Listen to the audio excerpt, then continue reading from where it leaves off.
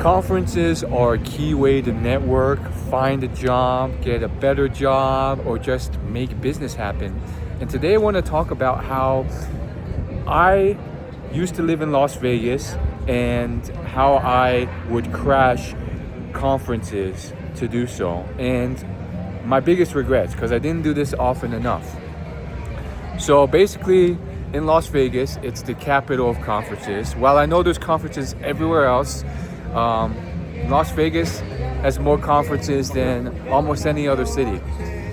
I would say almost every week there's multiple conferences going on in Las Vegas. I lived there for 2 years, and on occasion, not often enough, I would go to a conference or crash a conference's after party. I probably only did it like once or twice a year. I should have done it much more often. So let me kind of break down for you what I did. So unfortunately, a lot of the big conferences, it costs thousands of dollars to attend. And of course, my company I work for wouldn't fund that. So I asked around and they said, hey, sometimes you can get a media pass to get in, or sometimes you can basically attend the free after parties. And so that's what I tried and do. And it kind of worked, but not often. Like I didn't try as much as I should have, but I attended a couple of the Google Next after party stuff, which was pretty cool. They let me in. These were sponsored events, and you got free food. Like some of them were pretty lame.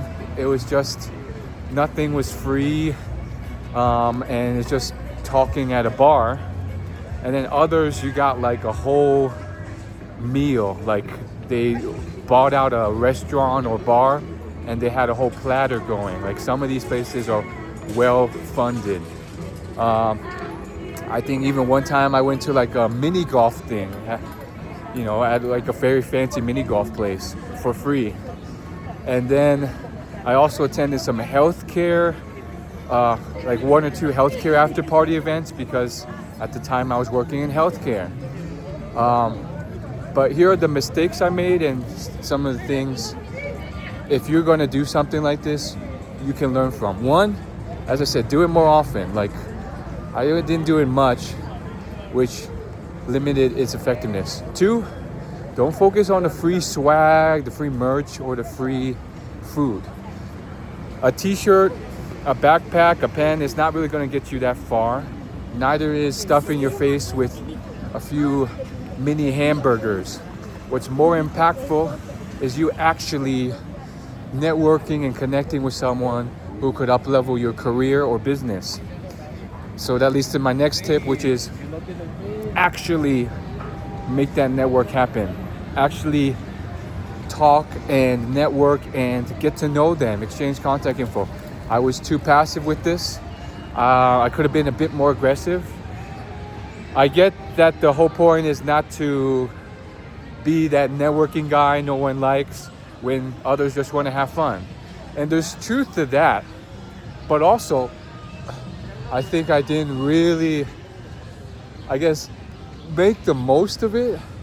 I think I could have been a bit more aggressive because I was just on the other end and too passive.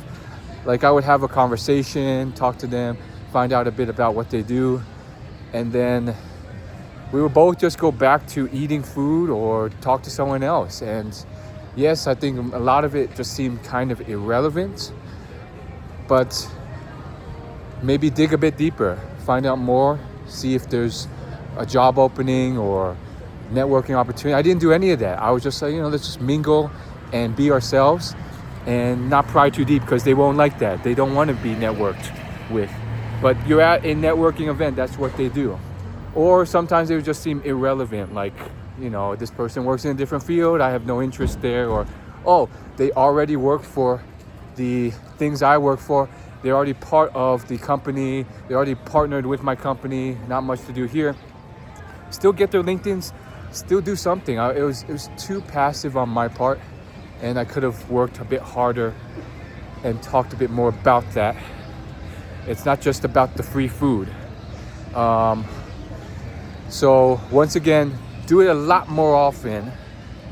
I did like twice a year, and then I attended a couple conferences where I paid for, like Mr. Olympia.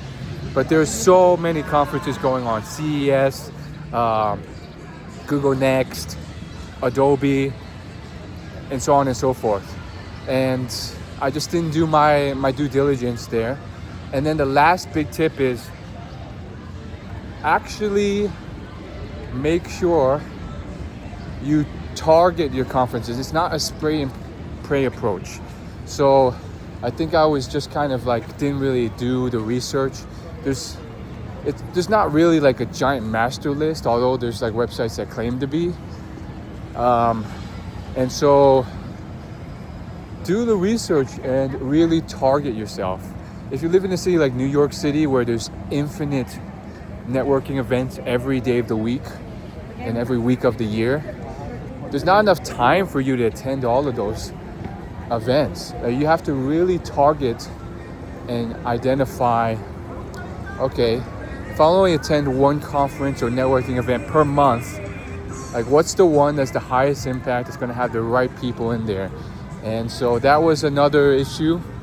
Like if I'm going to a healthcare conference, or one time I was able to get into a mobile app marketing conference, but you have no interest in being a part of that industry and getting a job there or doing business there, then what's the point? So really think it through. In this case, I was interested in that, but I just didn't do my due diligence and effectively market.